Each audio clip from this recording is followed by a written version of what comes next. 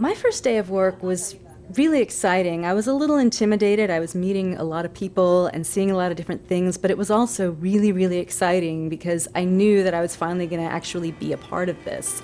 The building that I work in is where a lot of really exciting things happen, so I was seeing a lot of different facilities, and I remember being sore as I was walking around that first day because my furniture hadn't arrived yet and I was sleeping on the floor of my apartment, but it was great. I can't even describe it. Well, I actually have a bachelor's degree in theater, and a lot of people are really surprised when they hear that because they always want to know how I went from that transition of, studying something that's very creative to something that's more technical.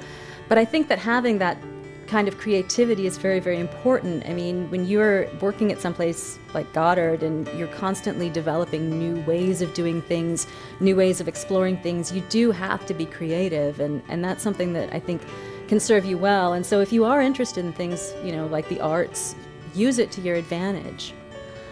When I was in school, I really wanted to build up a resume before I actually graduated, and I went online and I came across an internship at Goddard and received it and came out here, and I absolutely loved it. It's an absolutely wonderful place to work. It's so exciting to be around people that are so passionate about what they do. The environment is just absolutely beautiful, and I knew I wanted to work here, and I went online around the time that I was graduating, and they happened to be hiring in the optics branch, and my emphasis was in optics. And we helped to actually build the hardware, align it, do that kind of work, test it at the subsystem component level. And my job is really interesting because I do different things each day. Sometimes I'm in the lab taking data or looking at data.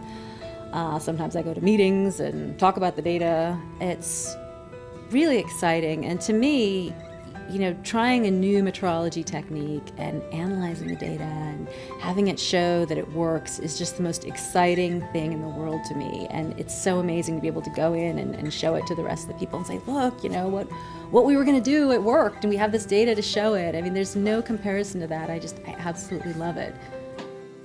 One of the things that I find the most challenging about my job is no matter how hard I plan or how hard I try, there are always things that are outside of my control. We'll be in the middle of building an instrument and a piece of equipment will break, and we need to fix it and kind of rearrange our schedule to accommodate it, explain to people what went wrong, how we're planning on fixing it.